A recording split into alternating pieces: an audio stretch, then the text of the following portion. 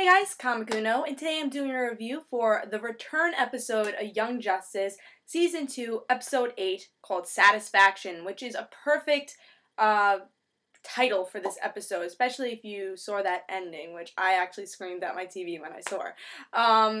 Yeah, and even I'll tell more about that after. But yeah, so this is a return of Young Justice, and we haven't had a Young Justice episode in 3 months, so it's definitely been a long hiatus. But was this episode worth the wait? And I think that's usually the biggest questions after we get the hiatus is like, will we get let down with this episode? It's like, oh, we waited so long, was this a good episode?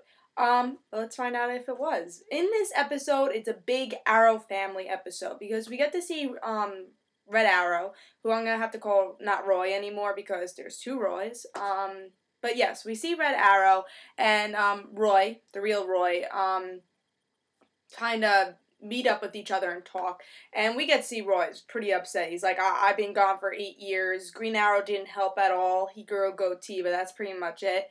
And the only person that helped me is this clone.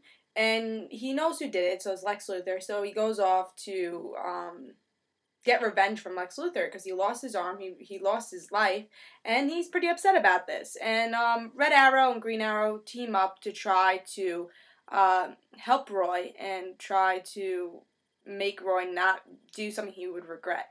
So it's very nice to see Red Arrow kind of back to his old groove and not, all depressed that he's a clone. We get to see him as Red Arrow again. And we get to see how different these two characters are. Even though they are the same character, they're very different with their personalities, and even if you see them next to each other, you'll know who is who because these personalities. And it shows how these 8 years changed Red Arrow and how these 8 years changed Roy, so it was very nice to see how different these two characters are, and Red Arrow actually being the reasonable one and Red Arrow being my favorite one out of the both. But I think Roy could definitely grow as a character or as a villain, but I'll definitely talk more about that.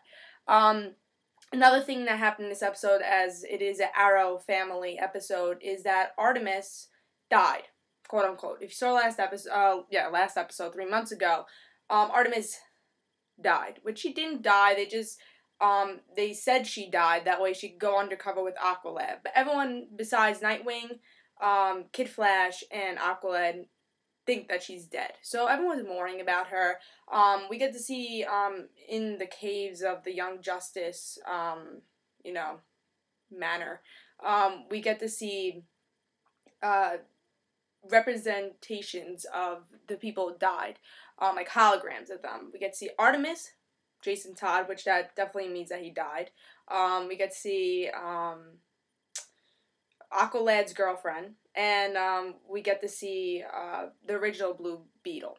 So we get to see how, like, the Young Justice team's like, oh, why do we put them, like, under here? Like, these people don't even know these heroes are dead. They were martyrs, and why don't we celebrate that, and we celebrate their lives? Why do we put them underneath this cave where no one sees them? And I feel like that's definitely a valid question, and I think they should kind of celebrate their death. And I feel like in this episode, it was a mournful death for Artemis, not really celebrating her life. But we get to see, again, a lot of people just mourn about her death. We get to see Connor mourn a little, even though it's his birthday. We get to see one of his old friends from high school, Wendy, who's actually, I looked up, was actually Proxy in the Batgirl series and the Stephanie Brown series. So she's the daughter of Calculator. I didn't even know that connection. But in this show, she's just kind of just a high school friend. So we get to see, Connor celebrate his birthday by himself, which made me upset because we also see that Miss Martian always celebrated his birthday, and like no one's celebrating his birthday because Artemis's death, which he understands, but you kind of feel bad for the kid, I mean, I love Superboy, and it's just really sad just to see him, celebrate his birthday by himself. But at least Wendy, who we hardly even know, kind of celebrated with him. We also get to see kind of a girls' outing when we get to see all the girl superheroes. I think it's like Black Canary, Rocket, Wonder Girl, Bumblebee, who else? Miss Martian and Zatanna, all going outing because Rocket's getting married. We don't know exactly to who, which I guess we'll find out. Maybe they'll have like a wedding episode, even though Rocket's not really like a main character at all in this show. I'm sure we'll find out at least who she's getting married to. But I also think that proves that how much these teen heroes are kind of growing up now. And I actually like that they kind of added that. I feel like they didn't add it just say, oh, Rocket's getting married, a character that's been, 2 episodes that no one really cares about. But I feel like it just proves that everyone's growing up. And also proved that how these best friends all mourn for Artemis. It's saying, Artemis wanted us to celebrate this wedding, so that's why we're doing it. And then when they're celebrating the wedding, Captain Cold comes down and tries to rob a bank, but all the girls kind of get into their superhero costume and says, yeah, I would stop now. And Captain Cold says, I'm busted, right? And they're like, yeah, you are. So that's pretty funny. So there's a lot of good moments in this episode. Also, another kind of sad thing in this episode was Artemis's mother kind of mourning about Artemis and not knowing that Artemis is actually alive, and then Wally saying, I can't tell her, what am I gonna do? I know she's alive, and I'm seeing her mother mourn like this when she doesn't have to, and really everything in her life has been taken from this woman, and all she had was Artemis, and Wally can't really stand that, but he can't tell anything, Also, we get to see Cheshire kind of say, hey, I'm going to go out after Aqualad. They should have done that to my sister. And then, her father saying, yeah, they shouldn't have done that to Artemis because I should have known that they were going to kill her. So we see how bad of a father Sportsmaster is, which I was like, I really didn't think he'd be that bad of a father, but he really sucks. He's a horrible father. He doesn't even care that his daughter died. He cares that he wasn't told that his daughter was going to die. So he's going to go after Black Manta now. So this episode was really good. I think we get to see a lot, again, with Roy. We get to see, let me tell you my favorite part. And this is the ending with Roy. And this is the part where I screamed at my TV because I was very happy. This whole episode, it's like, where is Roy's place? Who's Roy gonna be? Is he gonna become Speedy again? But also his arm is, missing, so we all kind of figured he was gonna be Arsenal. So in the end, we get to see Lex Luthor's like, you don't want revenge, Roy.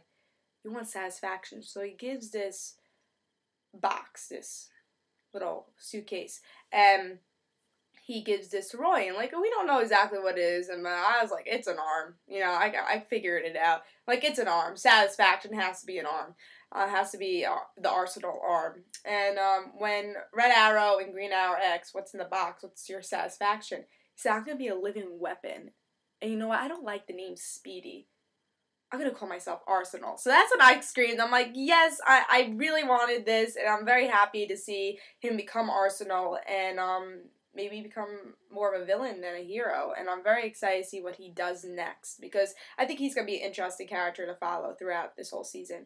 So there's a lot of good stuff for every character. We get even a little bit of Superboy, Miss Martian stuff with the birthday thing going on. Miss Martian feeling a little guilty that he's not celebrating, she's not celebrating his birthday, which she should feel a little guilty. They're still friends, and no one's celebrating Superboy's birthday in their family, and they leave him in a park. So, that was kind of disappointing for him. I feel really bad for him.